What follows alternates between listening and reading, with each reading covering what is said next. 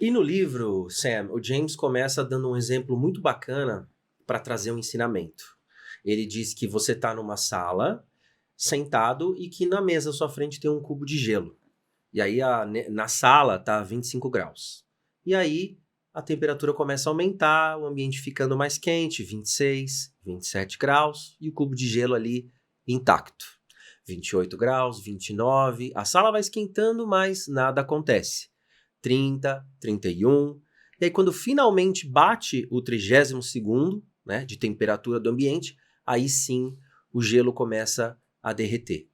E não foi essa mudança para o 32 que fez o gelo derreter, mas todo o aumento de temperatura que veio antes, né? E o que ele quer dizer com isso, o ensinamento que ele traz pra gente no livro é que maestria requer paciência, né? Que ele diz que o cortador de pedra vai martelar 100 vezes a pedra, nada vai acontecer, e na 100ª ela se divide no meio. E aí não foi essa 100ª que quebrou a pedra ou que dividiu ela no meio, mas tudo que veio antes, né?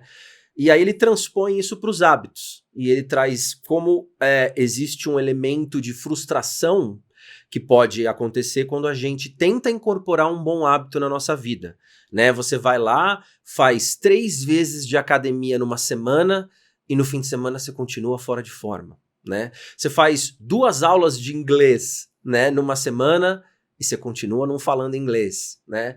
Aí você, enfim, tenta mudar a sua vida, né, incorporando hábitos, e existe esse elemento de frustração de, poxa, não tô percebendo mudança, tô fazendo dieta, mas não emagreço, né? Então ele traz esse ensinamento de como essa maestria requer paciência. E trazendo isso um pouco para nossa vida, como a gente às vezes conhece as histórias das pessoas, né? Principalmente histórias de sucesso, né, Sam, que a gente fica sabendo, a gente normalmente quando esse sucesso dessa pessoa chega, essa informação chega até a gente costuma falar: olha lá, deu sorte, olha lá, nossa, olha aqui, mas essa pessoa tem muita sorte, mas a gente começa a julgar pelo 32 graus, né, que a gente enxerga da pessoa, e a gente não tem noção do que essa pessoa fez do grau 25 até o 31, né, para que no 32º ela tivesse sucesso. Isso acontece mesmo, né, Sam? Nossa, acontece muito, né? Eu até brinco com as pessoas, né? Quando acontece alguma coisa, a pessoa fala assim, não, porque isso foi a gota d'água. E eu adoro esse exemplo da gota d'água, porque eu falo assim, gente, não é a gota d'água. O copo não entornou por causa da gota d'água, mas ele entornou por conta de tudo que foi se acumulando ali até chegar àquela gota d'água, né?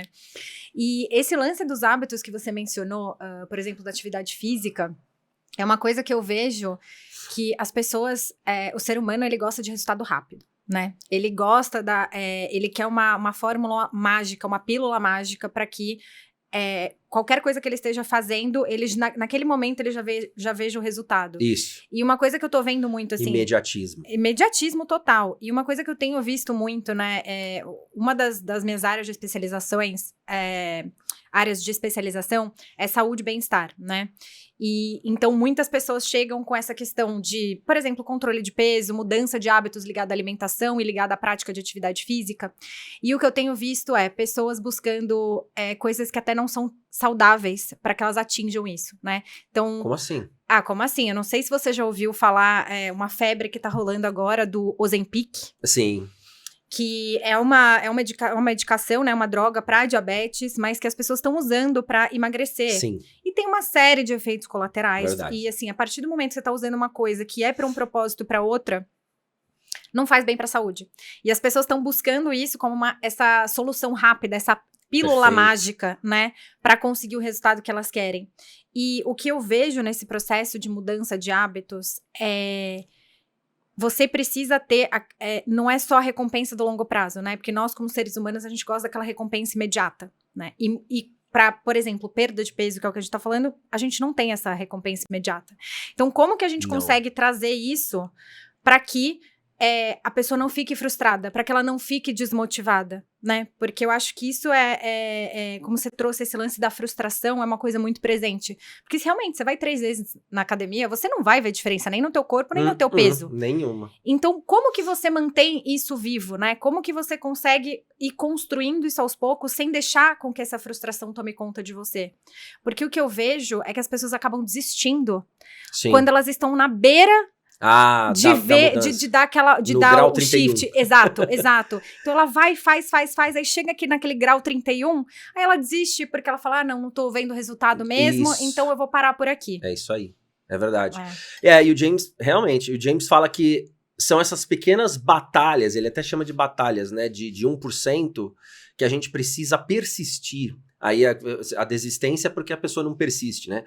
Porque aí, em um determinado momento, vai dar certo, né? Vai ter esse shift, como você mencionou. Isso para os maus hábitos também, né? Então, se a gente for pensar, a gente falou em bons hábitos, mas se você comer uma vez por mês no McDonald's, não tem problema, né? Você trabalhar até mais tarde num dia, em vez de sair mais cedo e ficar com a sua família, eles vão te perdoar. Né? Mas são essas pequenas 1%, esse acúmulo de 1% diário de bons ou maus hábitos que fazem a diferença lá na frente, né? Eu acho que você até pode falar melhor sobre isso do que eu, né? Apesar de eu ter ficado muito tempo no mercado financeiro, mas eu adoro fazer analogia com juros compostos, né? Então, quando você está investindo o seu dinheiro, por exemplo, você vai colocar ali R$10. Parece pouco. Não, tô colocando R$10 aqui, tô colocando R$10 depois, R$10 depois. Só que quando você usa juros compostos e esse percentual, ele vai escalonando, né, de uma maneira muito maior, isso. Aí você olha e fala assim, nossa, acabou que eu acumulei bastante coisa, né? Exatamente. E os hábitos eu enxergo que eles fazem a mesma coisa, né? Então, seja para sua vida pessoal, seja para a vida profissional, né? A gente falou mais cedo sobre como os hábitos também impactam numa cultura da empresa, por exemplo. Total. Né? Então, o que os funcionários fazem diariamente vai repercutir, vai reverberar dentro da cultura da empresa. Exato. E, por consequência, no resultado da empresa também. Exato. Então, é exatamente isso, né? É pensar que esse pouquinho que parece que não tá surtindo efeito, ou que tá sendo muito devagar, mas, na verdade, isso, num longo prazo, por ele compondo, ele vai ter uma repercussão e vai ter um resultado muito maior. Exatamente. O James até traz um exemplo para linkar com o que você tá falando, que se você tá num voo de 11 horas, mas o piloto do avião resolve desviar o nariz do avião milímetros para a esquerda ou para a direita, você vai pousar em outro estado, né? No final desse voo longo de 11 horas. Então tem a ver com isso. Essas pequenas mudanças, né? Essas pequenas coisinhas que a gente não vê efeito e que a gente se frustra no curto prazo, se a gente persistir por tempo suficiente, faz diferença. Ele até chama isso de platô do potencial latente, né, no livro dele, que é a gente tem que ser capaz de persistir dos 25 graus lá até o 31, porque uma hora esse shift que você mencionou vem, essa mudança vem. E aí, naturalmente, a motivação acompanha, né? Aí a gente, peraí, agora estou vendo o resultado. E aí é assim que as coisas funcionam, né? Então hoje, se você tem patrimônio ou não, isso é um resultado dos seus hábitos, né? De economizar dinheiro ou não, né? Se você é saudável ou não, tem a ver com seus hábitos alimentares ou de atividade física, né? E realmente, se você guarda R$100 hoje, amanhã você não é milionário. Mas se você guarda R$100 todo dia, uma hora você chega lá, né? Exato. Eu acho que isso... Acho que a maior lição que eu tiro de tudo isso, e eu trago isso muito também nos meus atendimentos, né, com os meus clientes, com os meus alunos, é o poder da consistência. Isso, perfeito. O que vai tirar você de onde você tá para o lugar que você quer ir, perfeito. É a consistência de você repetir a mesma coisa todos os dias. E perfeito. Eu sempre trago, por exemplo, para quem tá querendo começar a fazer a prática de atividade física, por exemplo, é melhor que você comece fazendo 5 minutos por dia, mas que você faça isso todos os dias ou 3 vezes na semana, do que você vá uma vez na semana... Querer arrebentar, né? E fazer, não, hoje eu vou fazer 1 hora de cardio, vou fazer 1 hora de musculação, aí você vai ficar dolorido, você não vai treinar o resto da semana. Exato. E aí você já perdeu aquele pique, aquele gás pra você continuar indo bonitinho, né? Verdade. E aí só a ideia de ir de novo e passar por tudo aquilo frustra. Já dá preguiça. Exato. E tem uma passagem no livro que eu acho fantástico, que ele traz de um cara que ele começou a fazer a prática de atividade física, né? E o instrutor dele falou, não, você só vai até a academia. Sim. E aí você volta, né? Ou você vai, faz 5 minutos e volta. Isso. E aí as pessoas, gente, mas por que ele vem até a academia Qual e não faz sentido nada? disso? Qual o sentido?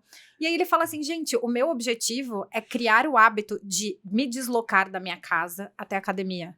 Ou de colocar a roupa do meu treino e ir pra academia. Então, assim, muitas vezes a gente julga o processo do outro, né? Exato.